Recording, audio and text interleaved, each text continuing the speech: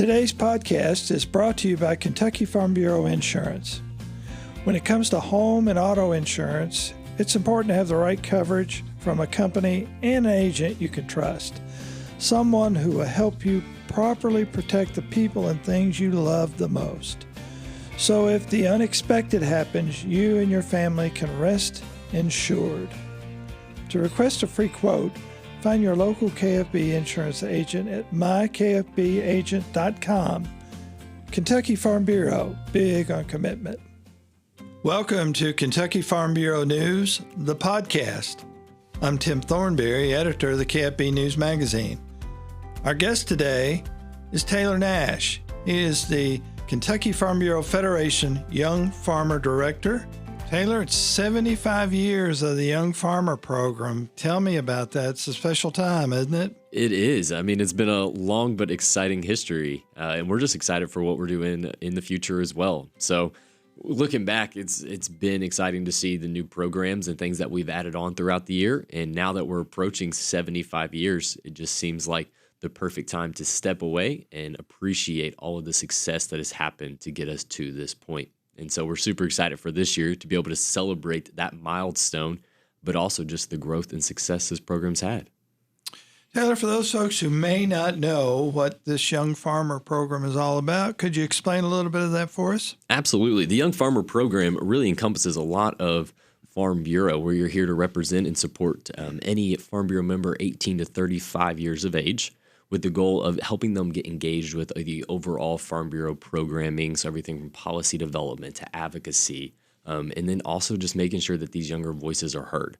And the way that we do that is help them grow and train to be leaders in our industry as well as within the organization. And so we put on programming and experiences to bring in those young folks and their families to start this journey with Farm Bureau.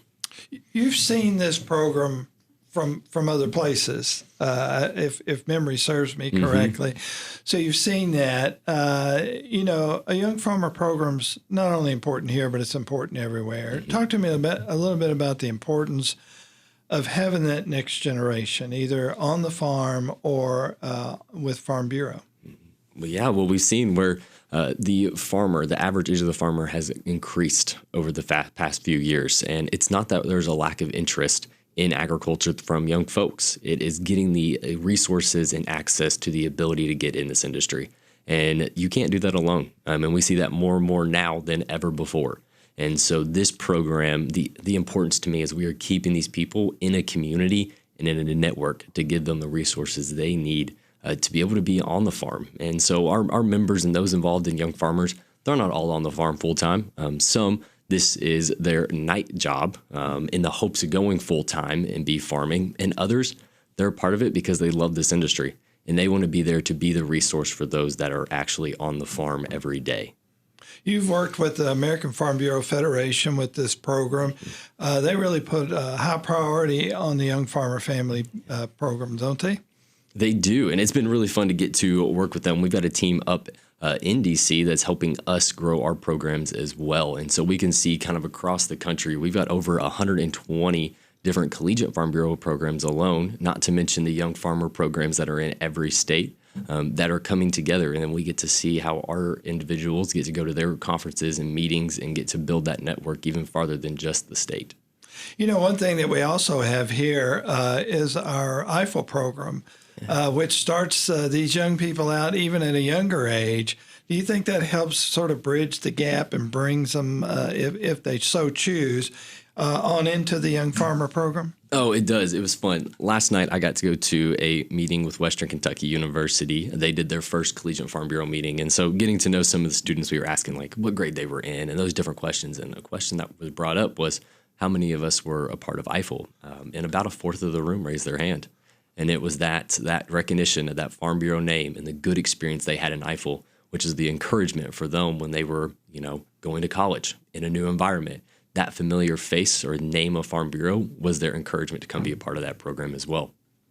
Being the 75th year, I think you've done a little research into the past, haven't you? It's been a lot of time recently. There's a lot of history to read about.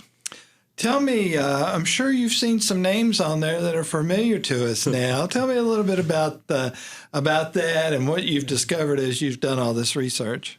Absolutely. Well, I'm going to say we were talking just a few seconds ago about what's the importance of getting the next leaders ready. And now we look at that list and we're looking at our leaders. We have a list of our current board members, our past board members that were a part of the program, whether that's winning contest or being on our Young Farmer Advisory Committee. Even right now, President Melton, I'm serving on that and getting his start in Farm Bureau because of the Young Farmer program. Someone in that local county seeing the discussion come up and encouraging him to be a part of it.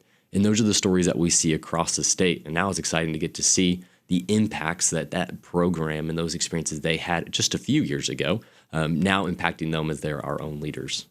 You know, we're going to write about this in our magazine, but is there anything special coming down the pike that's going to celebrate these 75 years for our young farmers? Oh, I mean, do we want to give away all the secrets right now?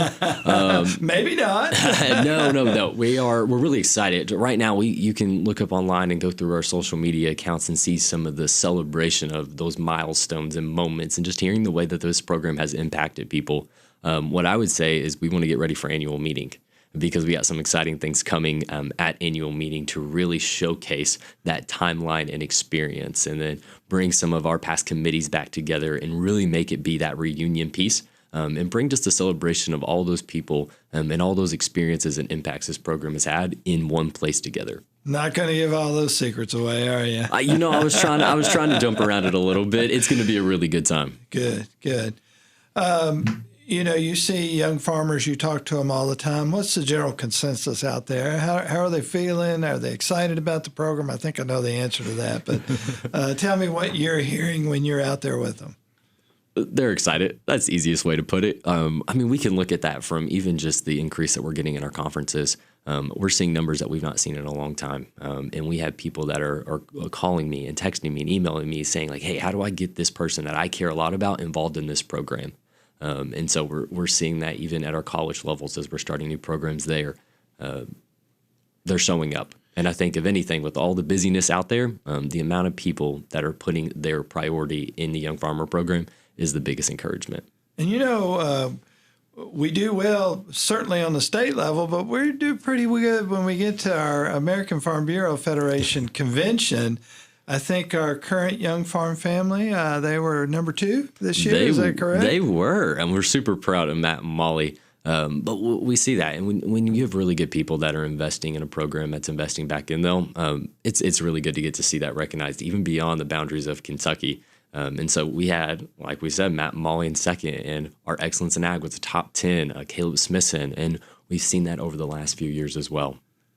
You said it's exciting for them, but I sense a lot of excitement in your voice. This program is really going places for you. How exciting is it for you? You know, these people, and many of them I'm still meeting every day. They're amazing. And to get to spend my personal time with people that I care a lot about who share these similar values with me, I know I'm blessed to have the opportunity to get to lead a lot of these efforts within the program, but I think I'm getting just as much as any participant. I'm getting to sit there right beside them as they're going through this training, or sit on a phone call as we start thinking strategically about how to grow this program in a county.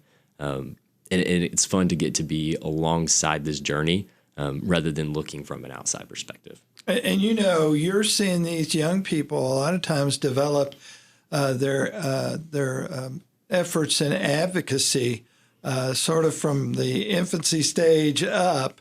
That's really got to be exciting to you, and certainly it's got to be very important for the organization. It is. And for a lot of young farmers, they get to come to our summer outing where we do kind of our first policy discussion, and where they create their own resolutions and recommendations to go to our Young Farmer Advisory Committee before it's passed on to the State Resolutions Committee. And that's the first time they've sat down and talked about policy development. I think those words can be sometimes a little intimidating, and they think, oh, I'm not someone who should be writing policy. But it's those stories and experience and the needs they're bringing up that are shaping the way that our state is ran. And we saw that this past year. A conversation that came out of one of those district conversations was the need to decrease that acreage in our ag districts.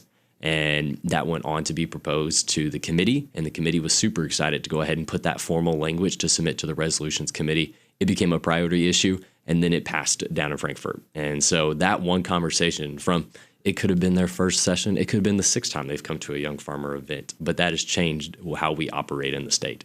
That grassroots foundation really works, doesn't it? And this is just the evidence that it does. Taylor, I'll leave the last word to you about our Young Farmer Program, our 75th year. It's just a great time to celebrate. I'll leave the last word of this up to you. Absolutely. Well, what I would just say is we're excited to see people at Annual Me. We're excited to go out celebrating this thing with a bang. But this is just the beginning. We might have had a great 75 years. And, if I'm here in 75 years still doing this, that's wonderful. But what I can say is I know there's some really good things coming in 2025 and 2026, and we have our eyes set really far. And so what starts as a celebration now, that momentum, I think, is going to stay to create even more fun things for this program. Great. Sounds good. Our guest today has been Taylor Nash. He is director of the Kentucky Farm Bureau Young Farmer Program, and probably lots of other things that I don't know about. But Taylor, we certainly appreciate you being here, and we appreciate our listeners out there. To hear this and other Kentucky Farm Life podcasts, log on to your favorite podcasting platforms.